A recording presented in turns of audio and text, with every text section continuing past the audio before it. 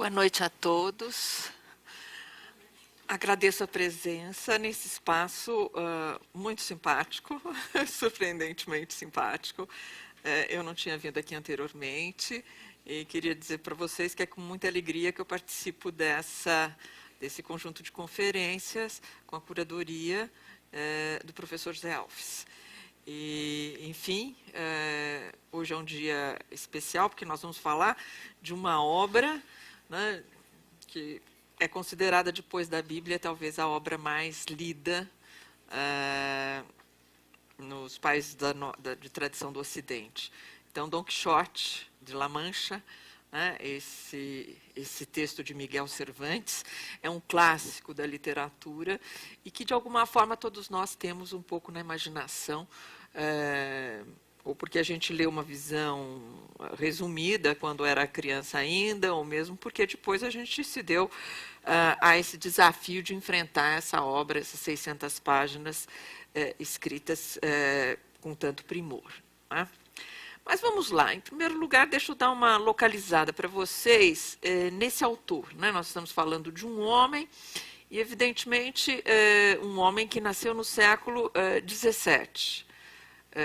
Isso já quer dizer muitas coisas, né? Um homem que viveu os desafios da sua época. E não viveu dentro de casa trancado. É um homem corajoso que enfrentou desafios imensos, né? Morreu até com bastante idade, né? Com mais de 60 anos, o que era raro nessa época. As pessoas morriam, em geral, com 30, 40 anos, era o mais comum. Então, ele enfrentou a velhice, vamos dizer assim. Enfrentou muito bem a sua velhice, porque ele morreu em 1616, ele nasceu em 1547, e um ano depois de terminar a sua obra. Então, ele nos deu o prazer de deixar essa herança que até hoje nós estamos usufruindo dela. Ele foi um homem que teve uma vida extremamente agitada e as experiências, porque tem muitas pessoas que têm vida agitada e essa experiência não se torna um patrimônio. A vida do Cervantes, ela foi agitada, né? Ele vai lutar. Bom, em primeiro lugar, com 22 anos, ele já enfrenta um duelo, ele tem que fugir, então já começa com os casos amorosos, né? Vamos dizer assim, ou com as experiências pessoais diante da vida complicadas, ele tem que fugir, ele vai lutar na Batalha de Lepanto, ele se machuca na mão esquerda e ele perde o movimento nessa mão. Depois ele é preso em Argel, ele fica 5 anos preso. Então, veja só, ele lutou em Lepanto, ele é um homem cuja vida foi marcada pela guerra. E é muito frequente, a guerra marca as pessoas de alguma forma, marca profundamente. A literatura dele está marcada por uma compreensão do que significa a guerra. A guerra não nos deixa passar em branco na vida.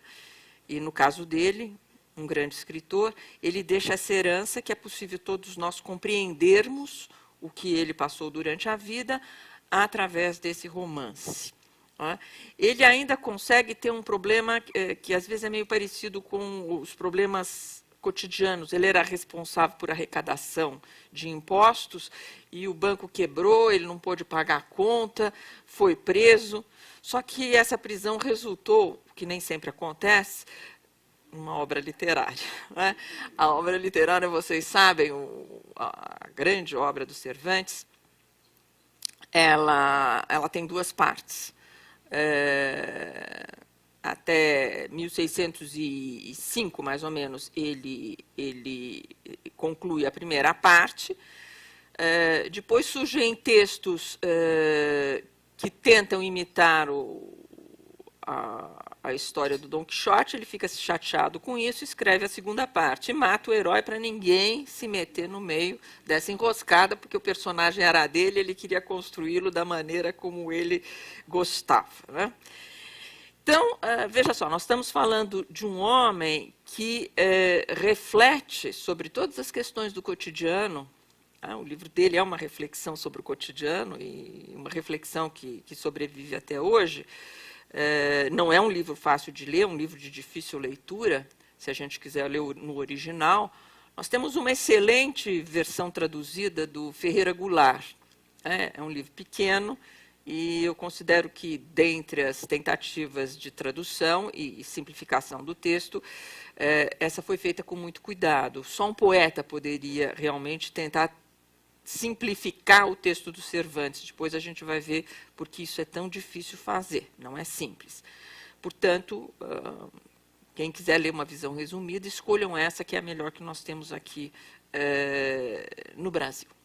Só para a gente recordar um pouco, antes de nos enveredarmos pelas histórias de Don Quixote, que são sempre tão ricas e divertidas, né?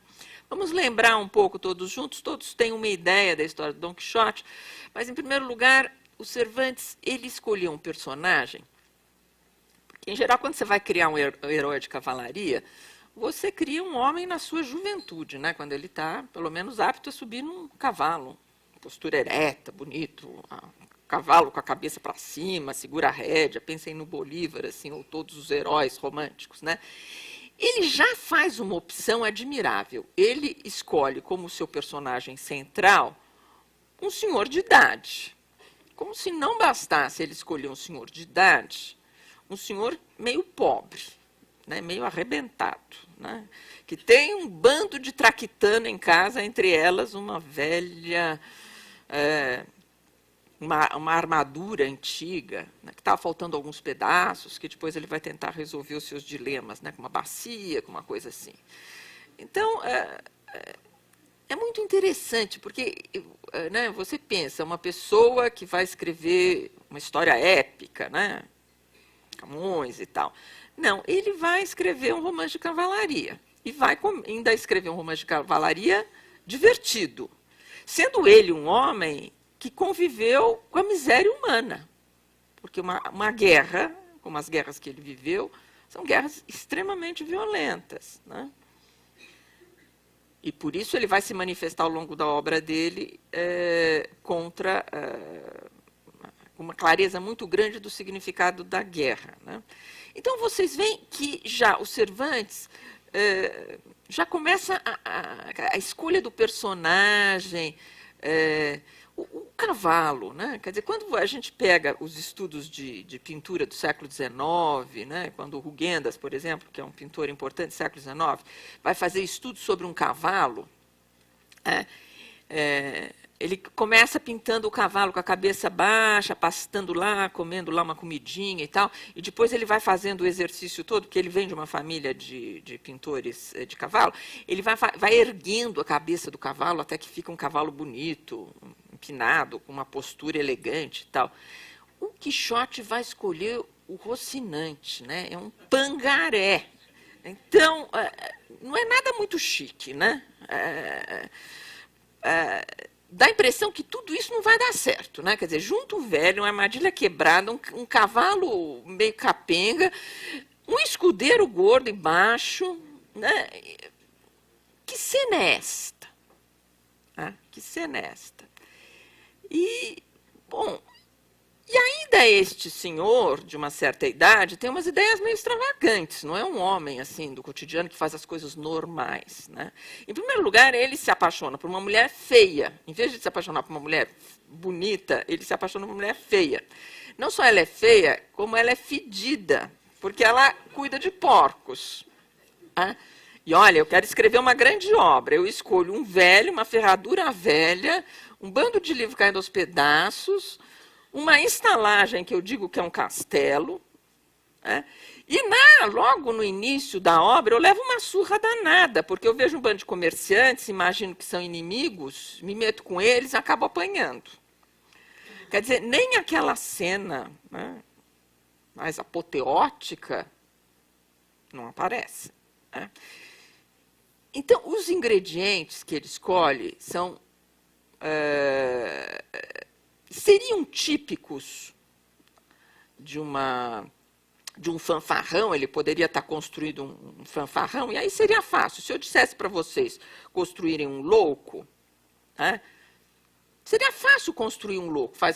imagine uma pessoa que sai na rua fazendo maluquices, né? O que é interessante é que ele constrói um louco com dignidade. E aí precisa ser bom para fazer essas duas coisas, né? Porque quando você começa a fazer um louco fazendo cenas de um louco, meio palhaço, né? Essa cena não obrigatoriamente ou dificilmente gera dignidade.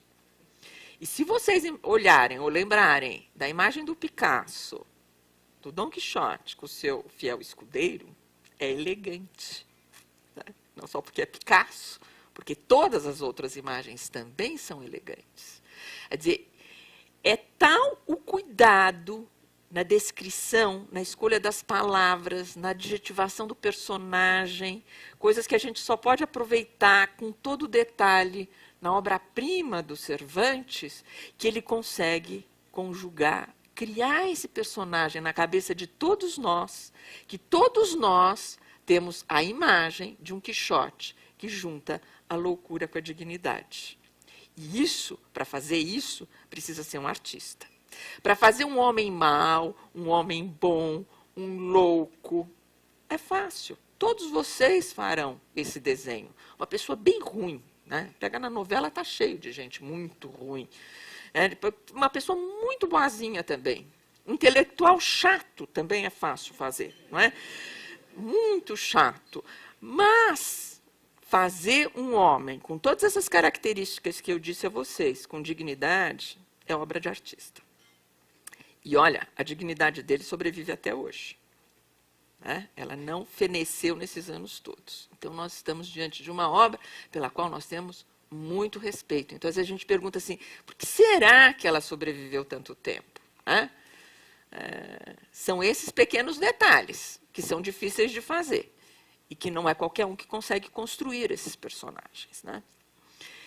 Então, aqui eu já dei umas pinceladas, né, de toda dessa loucura. Quer dizer, a história, ele sai de casa, né, com a sua armadura, vai lá na estalagem, acaba apanhando, volta para casa.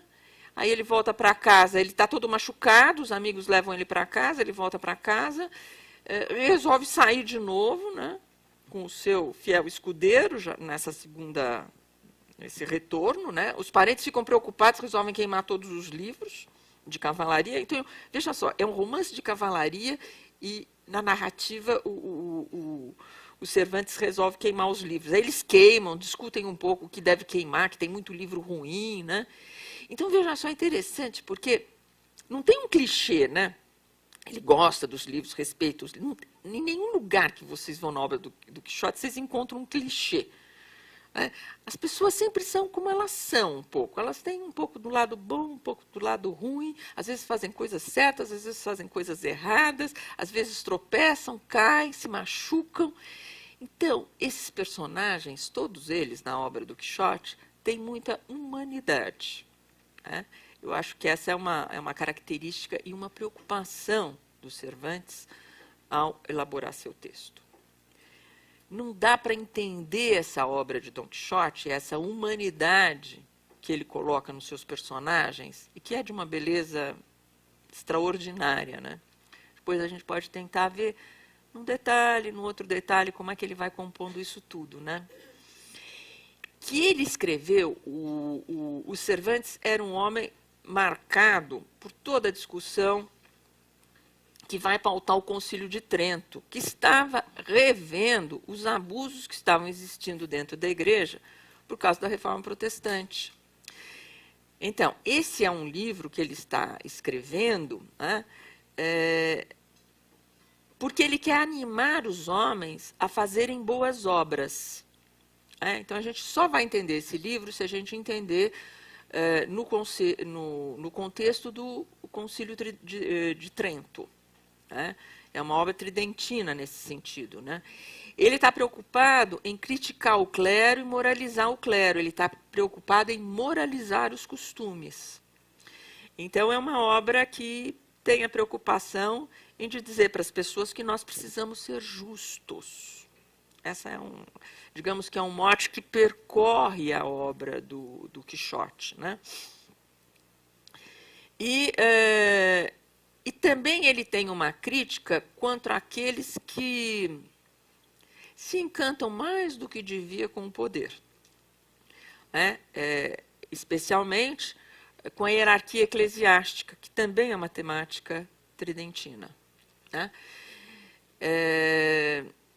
Em geral, a gente não está muito acostumado a mexer com essa discussão, que é uma discussão que o Cervantes era um homem muito culto e que vivia na época, e ele estava querendo se colocar no âmbito desse debate.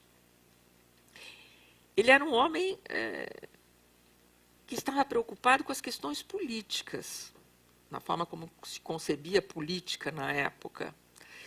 E como é que se concebia política na época? Que você teria um bom governo se você tivesse homens justos. Então, os homens precisariam saber ser justos. E você sabia ser justo através de uma tipologia de vícios e virtudes. Esse é um contexto dentro do qual a obra é escrita. Sem ele, a gente não vai entender muita coisa. Então, na época de Cervantes, na época que ele escreve Dom Quixote, não existe um Estado nacional, né? Não existe um Estado organizado com leis que pautam a conduta dos homens. É importante a gente compreender isso para entender bem a obra do Quixote, né? O que existe é a consciência de cada um na defesa do bem comum. Então, todo o sentido de justiça que existe no texto do Cervantes, né, essa busca constante da justiça, esse ideário do que é ser justo, agir corretamente em cada circunstância, é tributário da consciência de cada um e do livre-arbítrio de cada um. Então, veja só, o Dom Quixote é um personagem que faz o que a gente, a grosso modo, chama de loucura. Por exemplo, ele vê alguém apanhando. Quem está apanhando é mais fraco do que quem está batendo. É justo, aquela pessoa que está apanhando, ele vai lá e interfere. Só que, muitas vezes, quando ele interfere, a situação é outra. Vamos supor que o cara fosse um ladrão, então ele estava batendo no outro porque o outro roubou. Então, as inúmeras circunstâncias que a obra cria é entre o ideal, o que seria a virtude plena, que pode estar na cabeça da gente, e quando eu vou empregar essa virtude na prática, e na prática, às vezes, as coisas são outras. E aí eu vou ter um interlocutor, que é o Sancho Panza, e diz assim, mas, meu senhor, né, se tratam de moinhos de vento que o senhor está brigando, não se tratam de gigantes, né?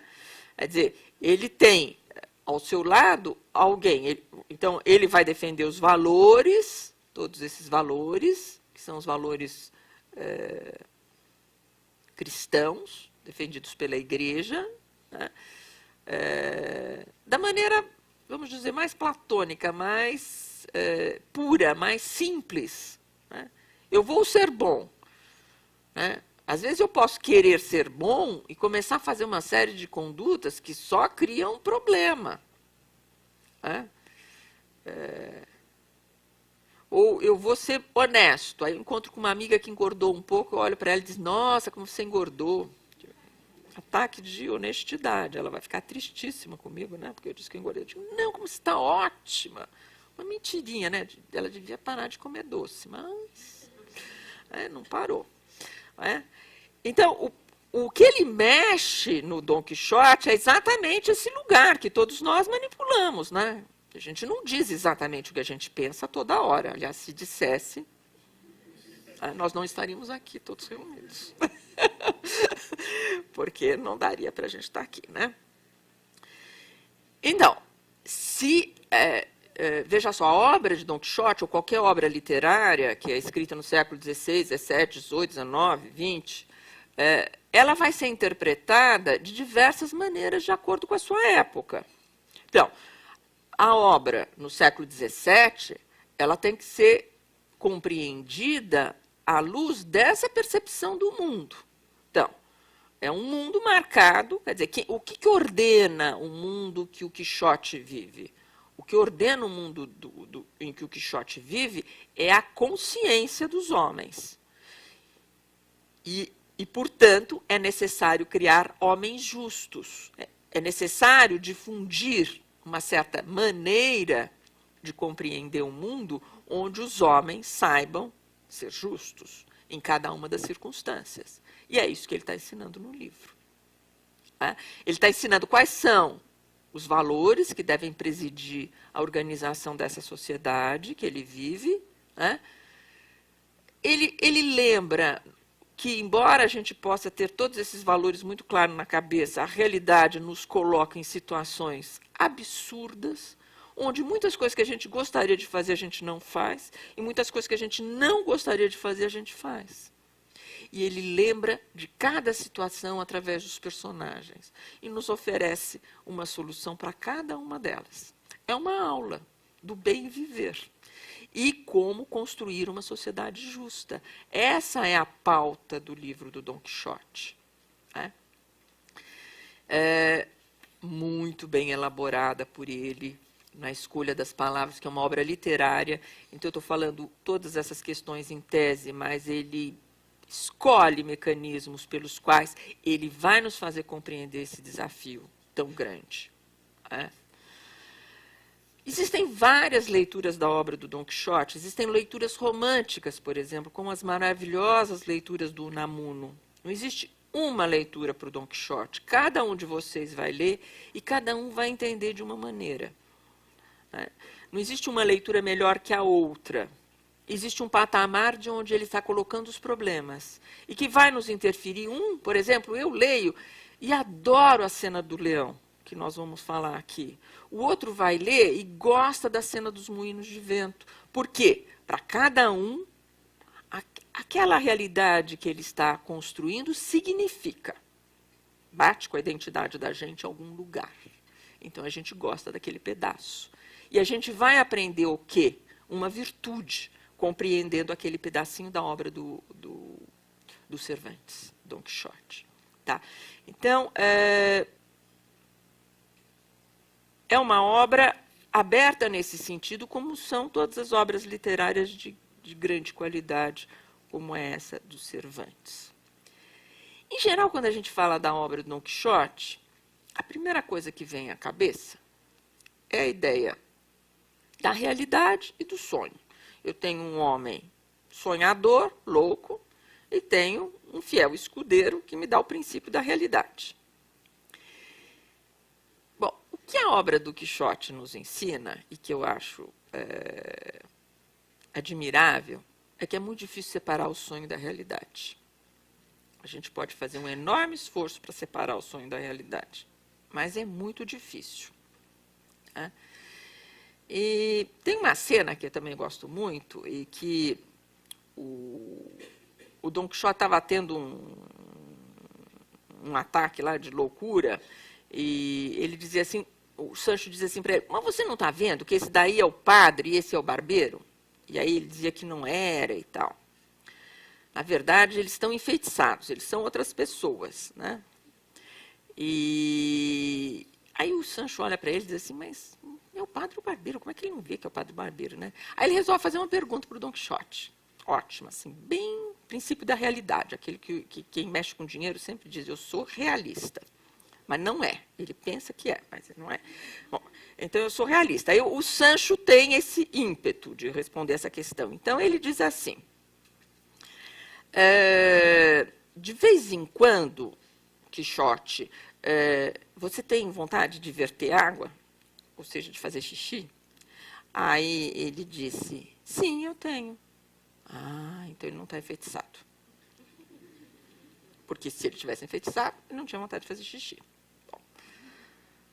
Complicada essa relação, né? Porque tanta gente vive enfeitiçada e tem vontade de fazer xixi, não é? Mas, enfim, é muito difícil ver. Qual é o problema que o Quixote está trabalhando? O Quixote e o Sancho Panza. É muito difícil ver, né? A gente pensa, às vezes, que é fácil separar o sonho da realidade. Se fosse fácil separar o sonho da realidade, eu não receberia 500 mensagens no meu celular escritas assim, você quer emagrecer dormindo? Tome um remédio. Eu quero emagrecer dormindo. você quer ficar rico em 60 minutos ou segundos? Não sei qual foi a última que me mandaram. Acho que todos nós, a torcida do Corinthians, do São Paulo, do Palmeiras, todo mundo quer ficar rico em 60 segundos, ou, sei lá, rapidinho. Portanto, se nos mandam estas mensagens, eu concluo que alguém acredita que a gente emagrece dormindo, não é? Então, deve sofrer da mesma loucura do Don Quixote, porque não emagrece dormindo.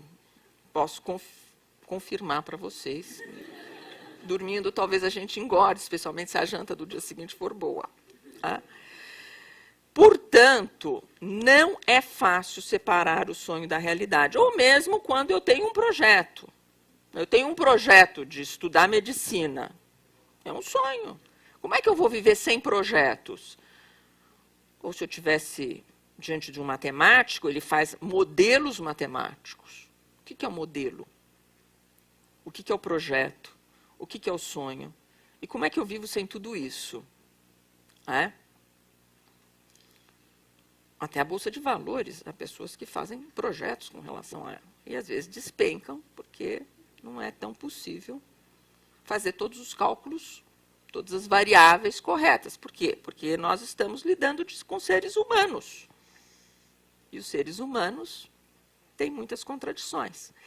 O livro dele é uma aula de como nós construímos as fantasias, mas o que é mais importante, ele nos ensina a desconstruí-las. Então, veja só, não é que a gente não separar, dizer isto é sonho, você fez ciências humanas, você é um filósofo, você sonha. Você fez ciências exatas, é um economista, não sonha. Não, os dois sonham. Umas coisas mirabolantes do lado de cá e umas coisas mirabolantes do lado de lá. Os dois sonham. O problema dos dois, tanto do economista quanto do cientista humano, é saber quando é que ele está sonhando e quando é que ele está um pouco mais próximo da realidade. E esse exercício tem que ser um exercício constante, que eu vou fazendo no meu cotidiano para desvendar esse universo que me cerca.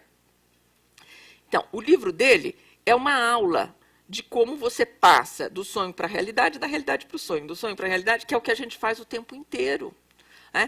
A gente arranja uma namorada, não, ela é maravilhosa, ela tem 1000 qualidades e tal. Depois eu caso com ela, começa a ter defeito, né?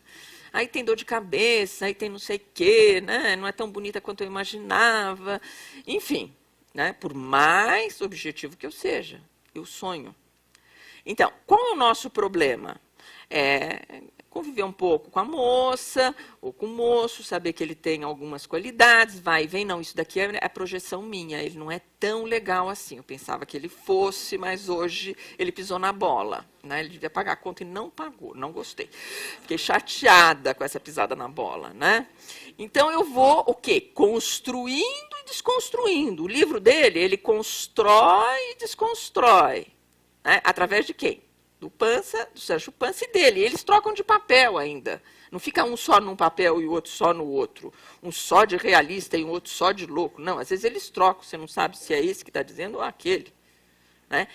Isso a gente tem que aprender. Porque na nossa vida cotidiana, vai sair melhor quem souber fazer uma boa leitura dessa interligação, desta mistureba que existe entre o sonho e da realidade. Outro dia eu estava vendo um programa, eu não entendo bem dessa matéria, mas eram uns físicos que fizeram uns cálculos que tinham o domínio da Bolsa de Valores e que ganharam o prêmio Nobel e tal. E tinha lá um outro senhor lá, vocês devem se lembrar, e que ia pelo instinto dele com relação à Bolsa de Valores. Né? E na hora que deu tudo errado, eles chamaram o cara do instinto, né, para ver se resolvia o outro dilema. Então, é complicado esse negócio. Né? Quer dizer, o que o homem do instinto tem, vamos dizer assim, do bom instinto? Ele vai compreendendo o sonho, né? Às vezes dizem assim, a crise brasileira, não, mas todo mundo acha que está ruim, fica ruim mesmo. Né?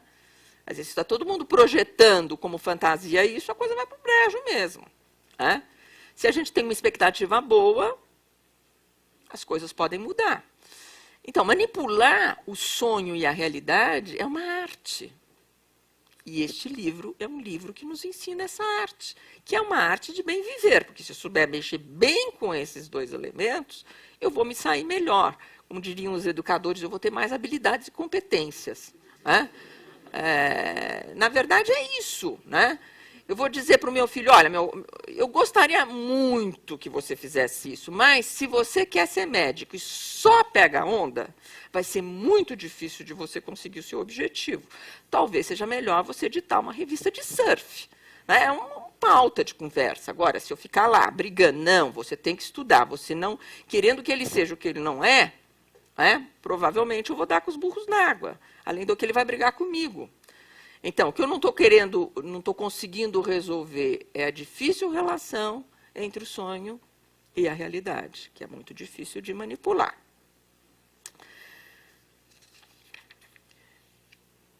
Eu vou pegar um exemplo. Existe uma frase, eu vou ler uma frasezinha, porque, veja bem, a obra literária, eu estou fazendo aqui uma série de ilações, mas a gente tem que descobrir o mistério no texto. Né? É que nem obra de arte, você tem que olhar a obra de arte. Então, vamos ver as palavrinhas do... Eu vou ler uma frasezinha curta, não vai aborrecer muito vocês. Né? Diz assim, valha-me Deus, exclamou Sancho, não lhe disse eu, a vossa mercê, que reparasse no que fazia, que não eram senão moinhos de vento, e que só o podia desconhecer quem dentro da cabeça tivesse outros? Olha que coisa interessante ele diz.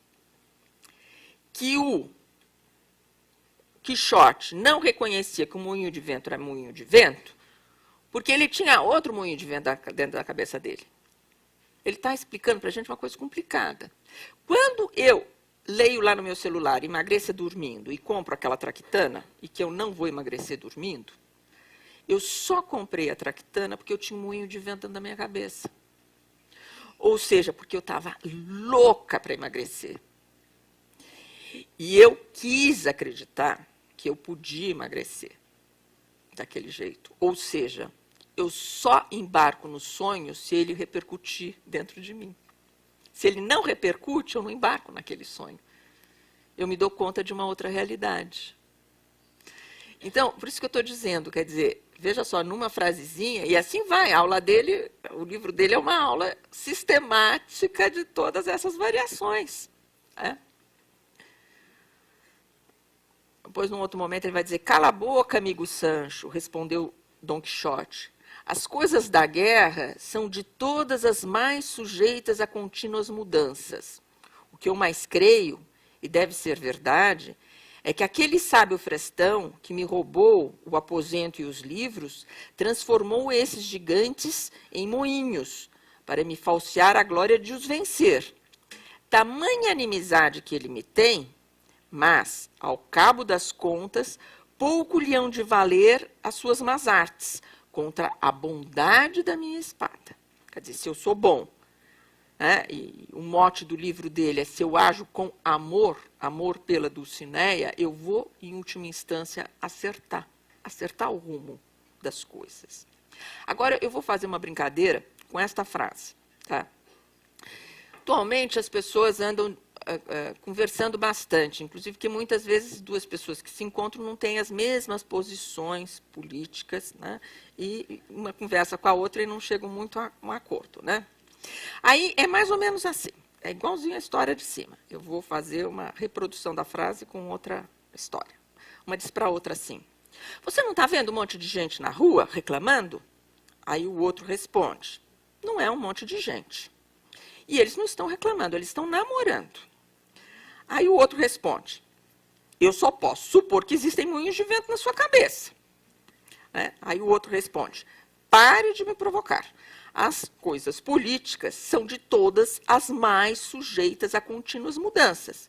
E o que mais creio é que aqueles que me roubaram transformaram homens em gigantes, mas pouco hão de valer suas más artes contra a bondade da minha espada. O que é interessante é que essa estrutura tem uma estrutura narrativa aí, né? A gente fala assim, é necessário o diálogo. Eu e a torcida do Corinthians concordamos. É um necessário diálogo. O problema é o seguinte, esse daqui está com o seu moinho de vento na cabeça, esse daqui está com o outro moinho de vento na cabeça, né? Então, eles não conseguem conversar, porque só tem moinho de vento.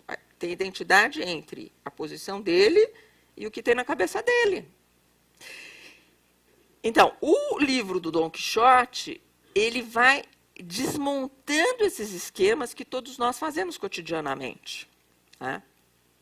Com muita arte para fazer isso, né? Cervantes não ensina apenas o que é a virtude, ou como o homem deve se comportar para levar à frente o bom governo, vamos dizer assim. Ele mostra como isso deve se dar através do diálogo.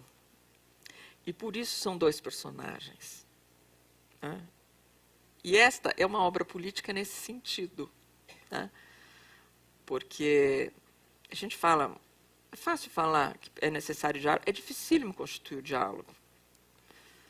Constituir o diálogo é uma obra de arte na política, né? Quer dizer, que João tem a convicção de João e José tem a convicção de José, e que nós podemos até, por uma boa educação, dizer nós vamos tomar um chopp juntos, tudo bem, mas conversar, dialogar, é difícil, né? Então, o que a arte nos ensina? Ela nos ensina a fazer todo um certo reconhecimento entre o moinho de vento da minha cabeça e o moinho de vento que está fora, para eu poder construir o diálogo, né?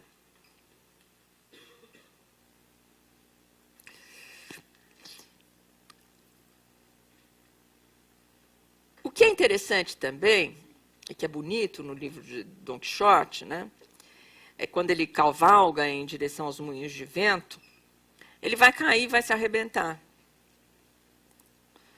Que a gente cai e se arrebenta na vida é o cotidiano.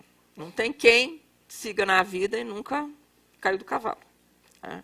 Festival de queda do cavalo. A gente não conta muito, em geral a gente conta as vantagens da vida da gente, parece, né, uma história mais cor-de-rosa, mas a gente cai do cavalo toda hora.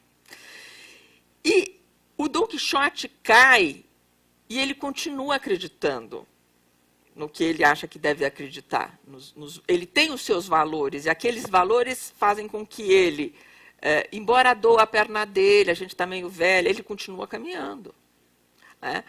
Quer dizer, também é uma aula de perseverança, né? Porque não há ninguém mais perseverante do que Dom Quixote, né, diante de qualquer situação.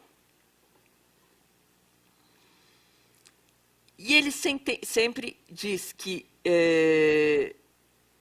a bondade da espada dele, ou seja, a justiça que a espada dele vai levar à frente, vai fazer com que aquele mundo seja melhor, né? A justiça, ela nunca está posta em outro lugar a não ser em si mesmo. Por exemplo, quando eu estou na faculdade e quebra a minha impressora, numa sala que tem muita gente, e eu fico de mau humor, eu digo, quem quebrou a minha impressora? A resposta que eu tenho é o seguinte, não fui eu, não sei quem quebrou. Ela sempre quebra por força maior, por um espírito que deve, né? Ninguém diz assim, olha, professora, desculpa, mas eu puxei o papel, não era para puxar, eu quebrei a impressora. Ou seja, ninguém se responsabiliza pelo ato. O livro do Dom Quixote, né, quer dizer, hoje, na sociedade moderna, uma sociedade que vive marcada por leis, etc., onde a questão da consciência é uma questão de foro íntimo, e muitas vezes não interfere, a não ser na cabeça do juiz, na decisão das sentenças, né, ela está fora do indivíduo. O indivíduo não precisa se responsabilizar pelos seus atos. Nós vivemos uma sociedade, uma crise da responsabilidade. Muitos dizendo, olha, isso aconteceu errado porque eu cometi esse erro. No caso do livro do Dom Quixote, todas as pessoas se responsabilizam pelos seus atos, por mais malucos que sejam. Então, não existe delegação da responsabilidade, Isso é típico da época, né? Quer dizer, é uma sociedade, a sociedade medieval, a sociedade da qual o Cervantes está falando, ela não funciona porque existe uma lei, a lei é divina.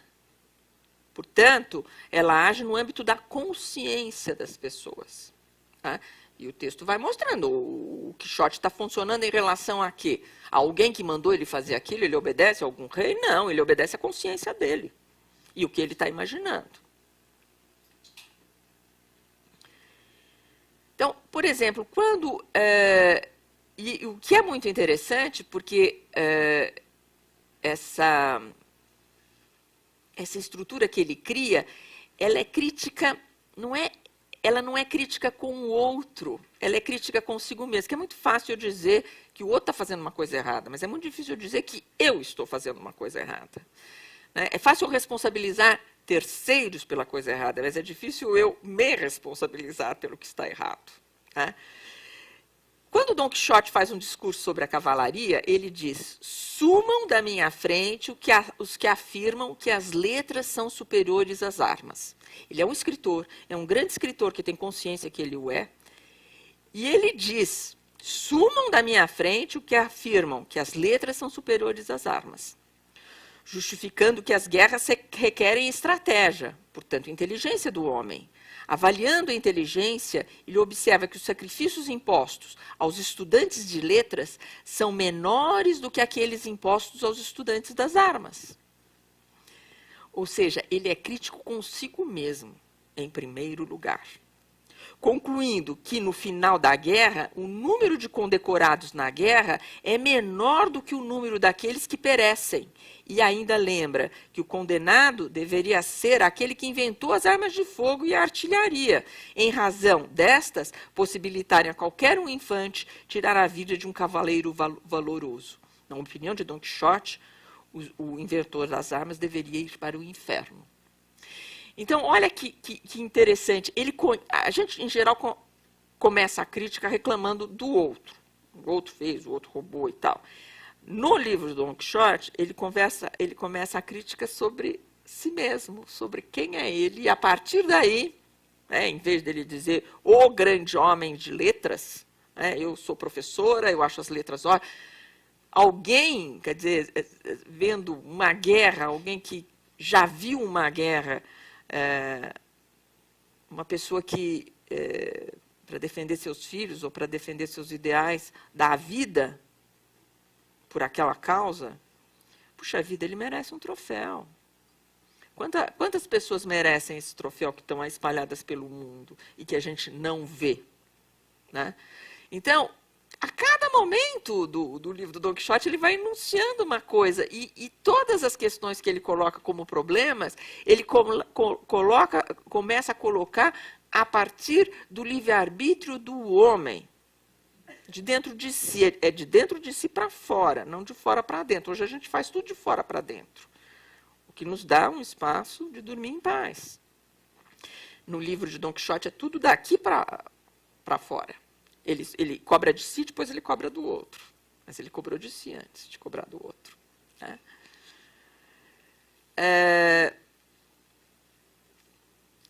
Então, essa loucura do Dom Quixote é uma loucura muito especial, porque a loucura de Dom Quixote é uma loucura do homem que vê.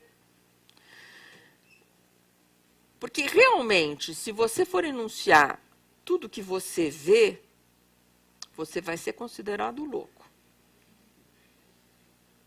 Tá? Então, o livro do Quixote nos ensina a ver e nos ensina também que a gente precisa ser prudente na condução dos desafios que estão pautando a nossa vida. Então, essa mudança que ele faz entre o personagem Dom Quixote e o personagem Sancho Panza, né? O Sancho, por exemplo, ele brinca com a doidice do seu amo. Isso tem uma coisa muito bonita, quer dizer, ele é um fiel escudeiro que se permite também questionar o seu amo. E olha, que isso dentro de um quadro de uma sociedade onde o conceito não é de igualdade, nem existiu o conceito de igualdade, existiu o conceito de equidade, a cada um de acordo com o seu lugar social. Mas isso não impede do Quixote, muitas vezes, reconhecer que o Sancho está mais certo do que ele. Né? Então, é um livro que... é um livro muito pouco autoritário. Né? Tem uma beleza nisso, quer dizer, esses interlocutores que não estão no mesmo patamar, eles têm uma liberdade de conversa, né, de descoberta um do outro, dos limites de um e de outro, maravilhoso. Né? Então, por exemplo, o Sancho, quando o Quixote diz para ele soltar o leão, ele vê uma carroça com um leão, aí ele resolve que ele quer matar o leão. O cara da carroça diz, olha, eu acho que não é uma boa ideia. Quem vai matar, não é o senhor que vai matar o leão vai matar o senhor, né? Mas ele cisma que ele quer. O Sancho disse, bom, eu quero ficar longe dessa encrenca, porque o leão vai comer a gente. Né?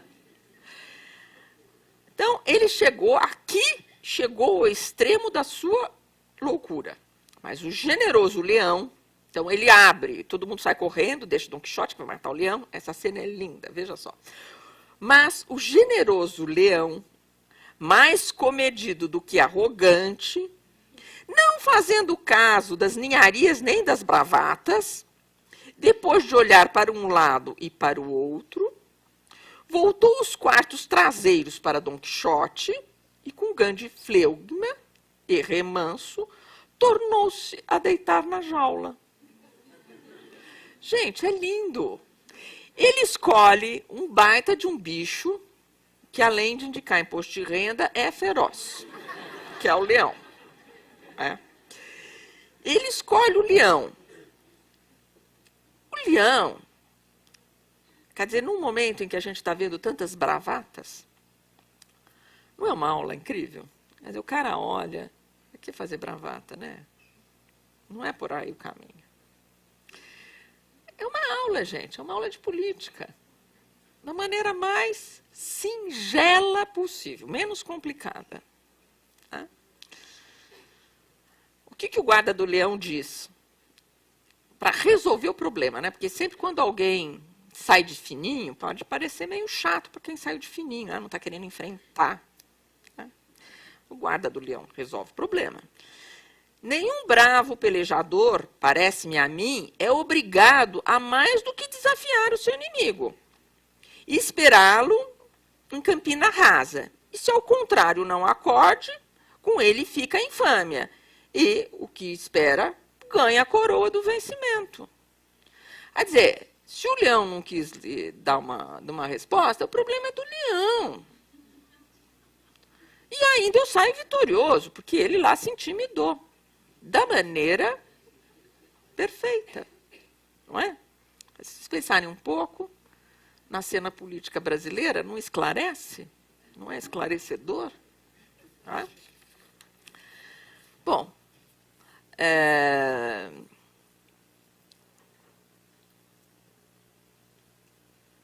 eu acho que eu estou ultrapassando o tempo. Aí tem o final do livro. Essa maravilha toda vai morrer. Né?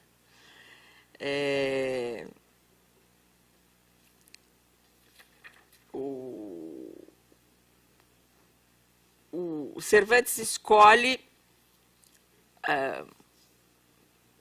nós temos que resolver essa relação entre o Dom Quixote. Além do que, ele não queria que ninguém mais publicasse historinhas dizendo que eram dele. Então, ele queria matar o Dom Quixote. E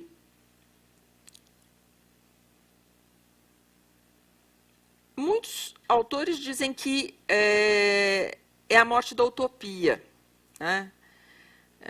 E aí, fazendo uma menção, uma analogia com algumas considerações sobre o movimento contemporâneo, é muito comum a gente ouvir dizer que, por exemplo, eu sou década de 60, eu sou filha da época das utopias, e que hoje os jovens já não embarcam mais nessas utopias todas. Né? Não, se a gente lê com muito cuidado o final do livro do Cervantes, não existe um homem do século XVII capaz de viver um dia, uma noite e dormir sem uma utopia. Né? Todos eles acreditavam da criação à redenção dos corpos, né? Existia uma história que já estava definida, então não dá para viver sem utopia, sem pensar como é que esse mundo teve um início e teria um dia um fim, né?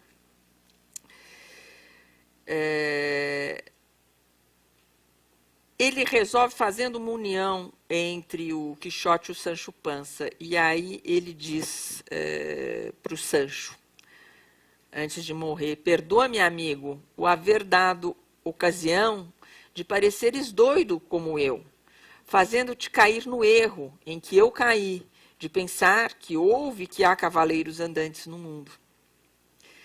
Quer dizer, olha que lindo, ele vai embora, né, e ele pede perdão para o seu amigo pelas suas doidices, né? E aí, ao terminar o livro, né, o Sancho quer que ele continue sonhando, né? E ele não sonha mais, ele fala das coisas com o realismo que era próprio do Sancho, eles trocam de papel quase, né? Quer dizer, não existe espaço para o Sancho continuar sonhando, mas esse é o desejo que o Sancho traz dentro de si, né? E aí o livro termina, ele diz: assim eu termino, no fundo, esse bate-papo, né?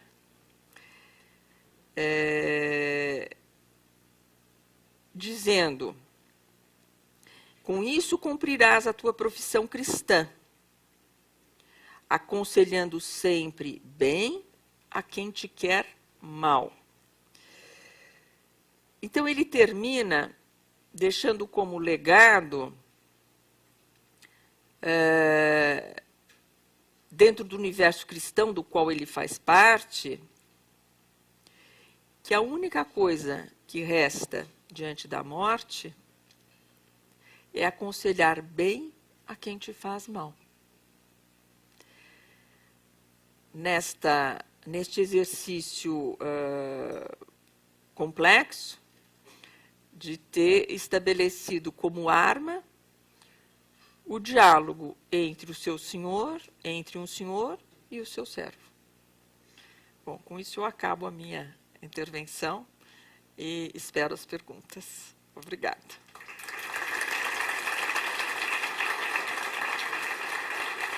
Janice. Obrigado, Janice, né, pela sua apresentação, extremamente poética, é muito, muito bonita, né? Passamos agora para o debate com vocês. Vocês devem estar com muita vontade de intervir, né? Mas a primeira pergunta será do nosso curador. Só algumas advertências. Aguardem só um segundo que a câmera chegue até vocês, pois estamos gravando tudo. Procurem serem objetivos para dar espaço à maioria das pessoas que queiram participar. Obrigado. Então, passamos a palavra para o curador. Oi, Janice. Aqui, Zé. Parabéns pela exposição brilhante. Eu só queria ouvir, mais que perguntas, duas sugestões ou dois comentários que eu gostaria de ouvir de você. Gostaria que você pudesse recuperar um pouco a lógica da dimensão da experiência também como propulsora e construtora do sonho. E aí eu gostaria que você falasse um pouquinho para a gente da Dulcineia e desses encantos e desencantos em torno dessa figura que você mencionou rapidamente. E uma segunda questão, fazendo essa ilação com o cenário político, com outras temáticas, qual que é o alcance do sonho dentro de uma expectativa da lógica do indivíduo, do coletivo? Como é que se dá essa dimensão de produção e essa ênfase que você trouxe aqui na capacidade de dialogar e na capacidade de pensar conjuntamente? E aí, de alguma forma, você estaria trazendo que o sonho não está em crise, né? O que está em crise são os nossos critérios de avaliação dos sonhos, me parece. Obrigado. Bom, o livro do Cervantes ele é muito rico porque ele, de fato, não... ele poderia falar da bondade, ele podia falar do sentido da justiça, ele podia falar de todos os vícios e das virtudes nomeando apenas com qualificativos. E ele coloca sempre a experiência, quer dizer, sempre existe uma circunstância que obriga os personagens a tomar uma determinada atitude. Então, ele não analisa, que seria, o livro ficaria talvez cansativo, da gente dizer o que é ser bom. Não, ele coloca em situação cada uma dessas questões que ele pretende valorizar. Então, é uma circunstância atrás da outra, onde os homens vão vivendo experiências e vão, muitas vezes, se desencontrando. E aí, depois, eles têm que encontrar uma maneira de se aproximar, né? Ele também trabalha muito, uma coisa que eu não tratei aqui, da arte da representação. O Cervantes é um dramaturgo.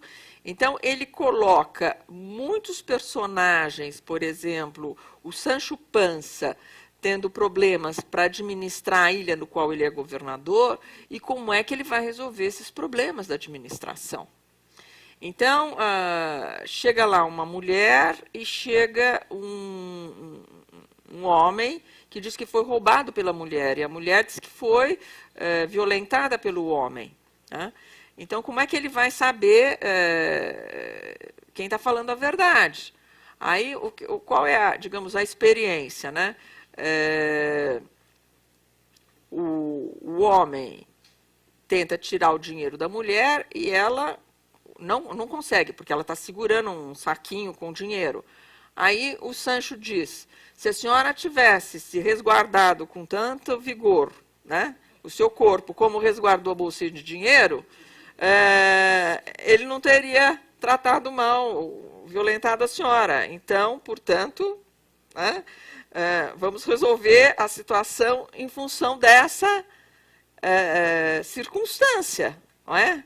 A bolsinha de dinheiro, a senhora pôs ele para correr, né? E de resto, não. Então, alguma coisa tem de estranho aí.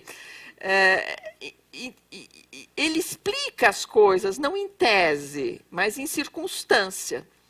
A partir dessas experiências que cada um vai tendo, ele vai construindo a história e vai nos dizendo. Agora, o que levou o Sancho, como governador da ilha, a ser capaz de fazer isso, né? A consciência dele, quer dizer, um dom que ele tem por natureza, um sentido de justiça que na obra de Dom Quixote, e de acordo com o Concílio Tridentino, é dado por natureza, é uma qualidade infusa do homem, né? Quer dizer, natural, que é despertada através da boa ação, com a cooperação da graça. Essa é uma discussão do Concílio Tridentino que está aí presente. Então, os homens são capazes de encontrar a solução justa, porque ela é infusa nele, né? Na televisão alguém diz assim, mas isso é uma injustiça que está acontecendo.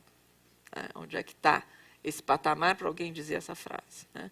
Mas ele conta essa história na circunstância, e ele vai explicar através da experiência de cada um dos personagens. Bom, aí a outra coisa do sonho, se o sonho está em crise ou não, né? Eu acho que alguns sonhos estão em crise. E talvez a sociedade contemporânea ela tenha dado uma dimensão maior para o presente. O presente tem se tornado, digamos, um imperativo categórico mais desafiante, né? E aí o sonho ficou,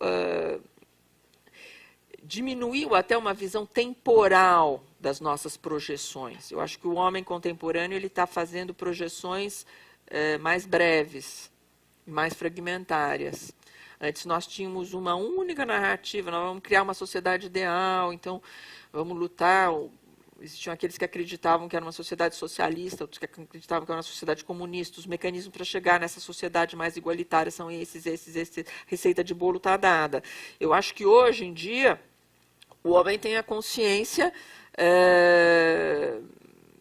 de que não é possível fazer essa transformação através desses mecanismos tão simples que haviam sido engendrados em projetos políticos com determinadas características. Então, o homem vive a crise destes sonhos, que caracterizaram, por exemplo, a minha geração, mas não obrigatoriamente a crise de todos os sonhos. Quer dizer, por exemplo, a projeção hoje dele está muito no futuro, na natureza, na preservação da natureza. Eu tenho o sonho de que o mico-leão dourado sobreviva. Né? Eu tenho vários sonhos. Talvez o leão. Né? Espero esse leão do Quixote sobreviva. Né? Eu não tenho tanta certeza que esse sonho feneceu. Né? Isso não quer dizer que eu não considere que essa sociedade é uma sociedade fragmentária, com sonhos fragmentados, sem tanta continuidade, né? Sem tanta teleologia. Mas eu acho que existem sonhos. Espero que eles continuem existindo. Eles nos dão força para a gente continuar caminhando e fazendo coisas boas, né? Como estas, por exemplo. Né? É um sonho estar aqui.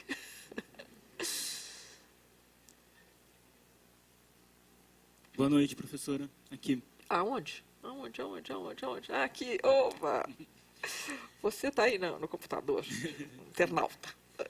Nós estamos transmitindo ao vivo o Café Filosófico pelo site da CPFL Cultura, onde internautas podem assistir online e participar do chat com perguntas.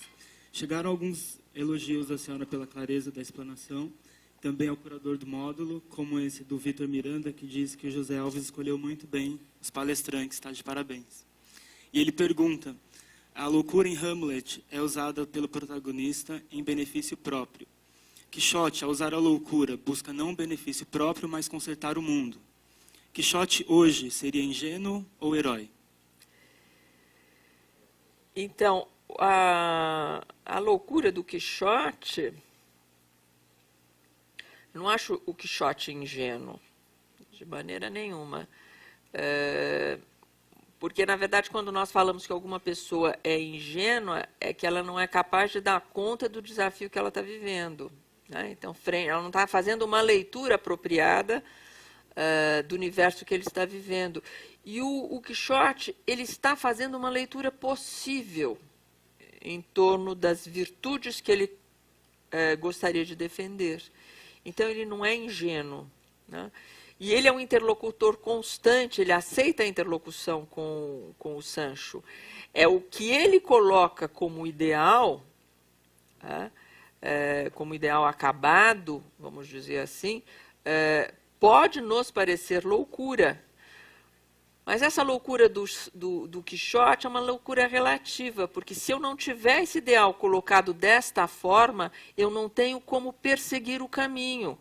Ou seja, se eu não souber o que é justo, o que é correto, eu não sei como caminhar. Se eu quiser montar uma sociedade melhor, educar melhor meu filho. Né? Então, não é ingenuidade eu sonhar.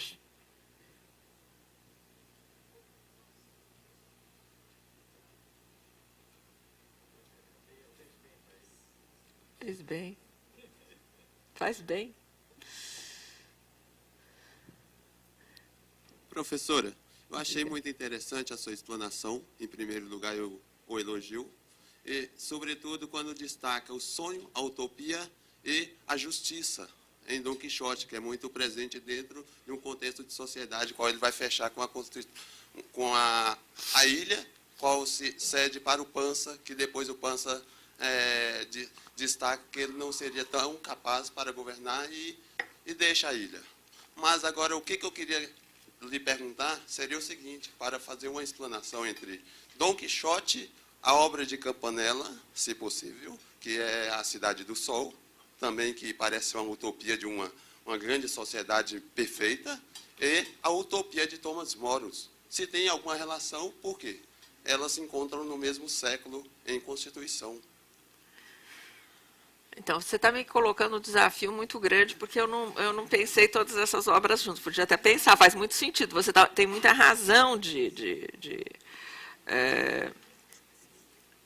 fazer essas perguntas. Eu posso falar do o homem do século XVII. Como é que é a cabeça do homem do século XVII? Né? A cabeça do homem do século XVII é uma cabeça onde o mundo dentro do qual ele vive é um mundo dado.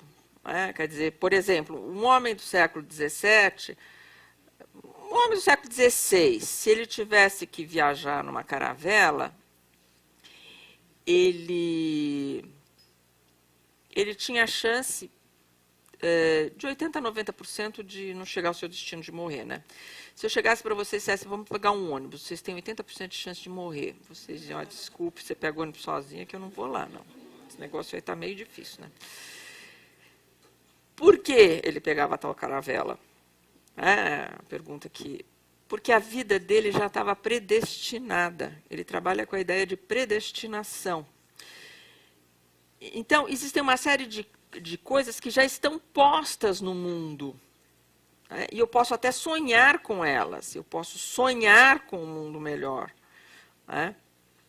Porque a minha interpretação profética do mundo me permite criar espaços para as profecias. Porque o homem, ele é um leitor dessas profecias ou de uma história que já está dada. Tanto que no século XVI você não descobre as coisas, você encontra as coisas que foram postas por Deus. Então você pode encontrar muitas coisas. O problema para você encontrar ou construir essas coisas boas depende do arbítrio divino também. Quer dizer, da decisão do arbítrio do homem e da decisão divina. E se Deus quiser, aquilo poderá ser construído. Então você não tem um desencantamento do homem, o homem está encantado ainda. Não sei se você está me entendendo bem, quer dizer,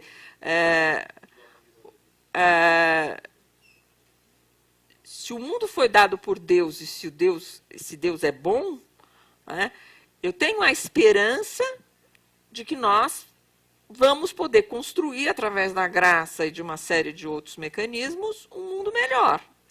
Então, eu posso construir uma utopia, existe um espaço para utopia. Agora, se eu chegar por um economista desiludido e dizer, você está sonhando com um mundo melhor, ele põe o pé no chão, Janice. Esse negócio só vai piorar daqui para frente. Se eu disser, mas e se eu sou católica? Bom, você acredita em Papai Noel, o que eu posso fazer? Então, não tem lugar para utopia.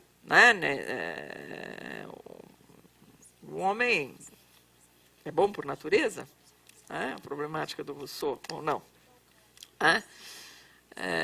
Então, nós vivemos numa sociedade onde, de fato, existe pouco espaço para o sonho. E a sociedade do século XVI e do século XVII existia espaço para a utopia. Exatamente porque ela era pautada pelos valores do cristianismo.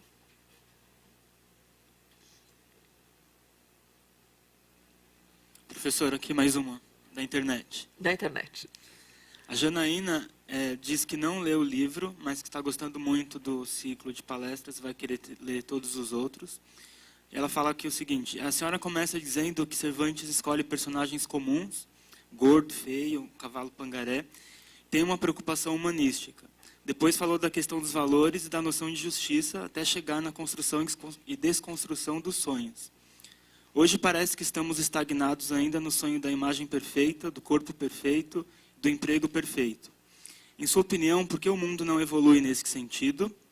E há na literatura atual escritores com as mesmas preocupações de Cervantes? Aí, entre parênteses, ela coloca, sem ser livros de autoajuda. Ser livro de autoajuda.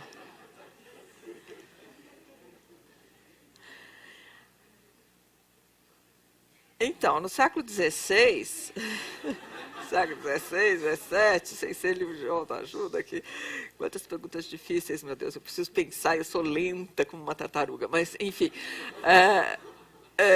deixa eu pensar aqui. O século XVI é um século onde essas virtudes são as virtudes do espírito. E hoje as virtudes não são mais do espírito, elas são do corpo, das coisas. Quer dizer, nós vivemos numa sociedade materialista nesse sentido, né? Quer dizer, o que qualifica o indivíduo, você vê um indivíduo com um carro caro, isso qualifica o indivíduo, né? Tanto que o juiz quis pegar o carro do outro, do Eike Batista, não é? Porque era um carro tão bonito, né, que ele quis levar para si, porque arranjar mais namorada, sei lá, todo mundo ia achar que o juiz era gostoso, né? O piano também, o piano no hall, né? Põe um piano caro no hall, todo mundo diz, nossa, que casa, gente fina, mora aqui, né? Ou seja, o valor não está mais dado pelo espírito da pessoa, né? A sociedade que esses homens montaram, a sociedade contemporânea, é uma sociedade onde são os bens materiais que qualificam o indivíduo, né? Por isso tem tanta corrupção, né? Todo mundo precisa dos bens materiais para qualificar. É muito difícil viver sem eles nesta sociedade, porque você torna invisível, né?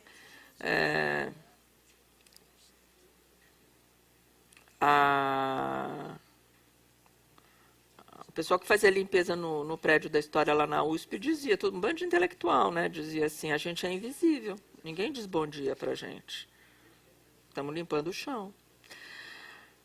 A gente não vê, a quantidade de coisas que eu não vejo, eu também não vejo. Fazer a bomba de Don Quixote, não é que eu vejo.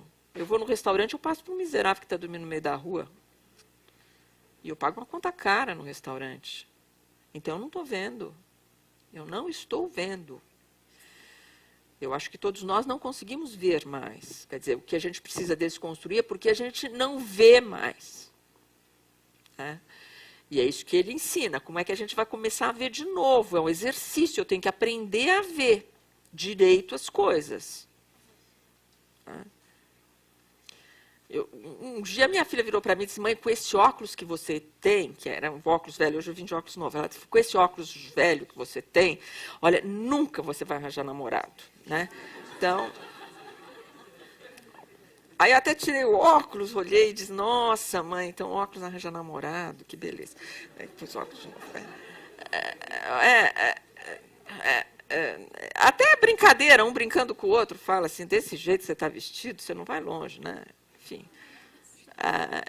E veja só, eu não estou condenando os outros, né, que é fácil dizer assim, então nós vivemos numa sociedade que todo mundo só valoriza. Não, é que a gente não está sabendo mais encontrar o caminho em que, de fato, a qualidade humana, para falar uma palavra antiga, tenha sentido para o outro, ressoe no outro, entende? Ela não ressoa mais. A obra do Don Quixote é uma obra que nos ensina, que trata um pouco dessa questão de como fazer ressoar dentro da gente esses valores que estão sendo diluídos na sociedade contemporânea. Eles não significam mais para nós. E a gente consegue conviver com uma série de coisas absurdas. Então, a gente tem que aprender a ver. A obra literária é uma obra que nos ensina a desvendar esse universo que nos cerca. Né? De fato, se você pegar uma pessoa gorda e uma pessoa magra, é mais fácil da magra arranjar namorado que da gorda. E haja interesse que a gorda possa ter outros atributos. Né? Tem filmes que tratam disso. Né? É difícil, né? Por quê? Porque se o menino está com a menina gorda, até o amigo dela vai olhar com um certo desprezo. Então, é muito difícil. Né? É um código da sociedade que tem que ser alterado. Agora, a pergunta é como alterar. Né? Não é fácil. A obra literária ajuda. Por quê? Porque você começa a estabelecer uma relação com esse texto, e esse texto, então, vai fazendo com que você incorpore alguns valores que não estão dados na sociedade. Né? Eu acho que, por exemplo, estimular a leitura da moçada na escola, da versão simplificada do Don Quixote, faz bem para a natureza humana. Nós estamos precisando desenvolver um trabalho com os filhos e na escola, onde esses valores surjam à tona. Fazer com que eles passem a ter significado. Né? É um trabalho diário, conosco mesmo, né? E com os filhos, com os amigos, e remontar essa relação. Né? Não é fácil, porque eu também gosto de shopping. Entende? Então, não sou um ser do outro planeta. Né? Mas eu confesso a vocês, para mim não há coisa melhor no mundo que sentar numa mesa com uma boa comida, uma boa conversa com um amigo. Não há nada que me supere isso. Eu posso até estar num lugar feio, mas se a conversa for boa... Agora, se tiver um lugar lindo com gente chata, não é legal. Né? Então, é uma maneira que eu tenho de resgatar isso. Né? A amizade ainda, para mim, é um valor. Né? E ela me faz sentido. Né?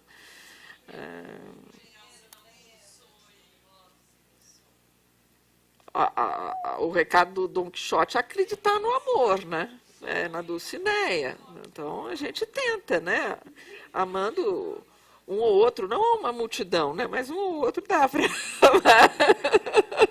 A multidão, às vezes, esquenta um pouco a cabeça da gente, mas um ou outro é bom amar. Né? E essa relação é insubstituível. Né? Tanto que a gente ainda continua, apesar de toda a nossa contemporaneidade, amando muito, né? Fazendo muita besteira em nome dessa palavrinha. Né? Bom sinal. Pior se não fosse assim. Né?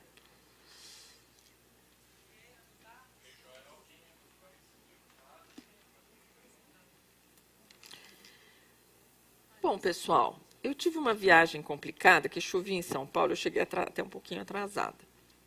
E eu estou com fome, então acho que eu vou jantar. Se vocês estão satisfeitos, se eu cumpri o meu papel, a quem eu agradeço, Zé Alves. Tudo bom, deixo. Uminha. Vamos lá, Uminha. Oi. Oi. Eu queria, assim, falar que está maravilhoso. Assim, eu estou com várias ideias na cabeça, mas eu queria mais que você falasse um pouco sobre o humor do livro.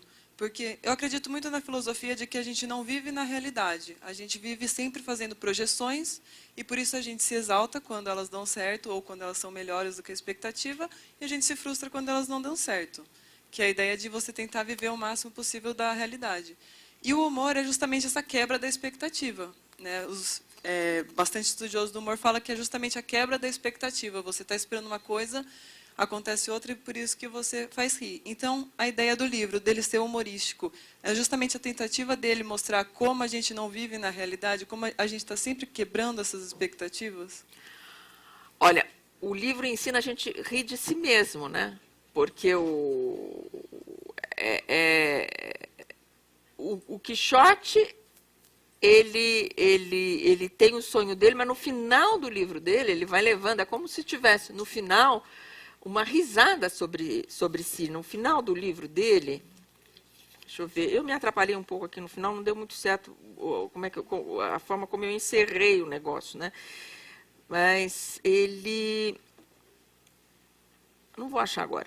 Mas fico para a próxima vez. Mas deixa eu responder para você. Eu acho que o exercício principal do humor, da risada, das histórias que acontece um monte de tragédia, mas elas são gozadas, né, porque um engana o outro. Então, ele tem que levar não sei quantas chicotadas para Dulcinea desencantar. Ele dá a chicotada na árvore, né?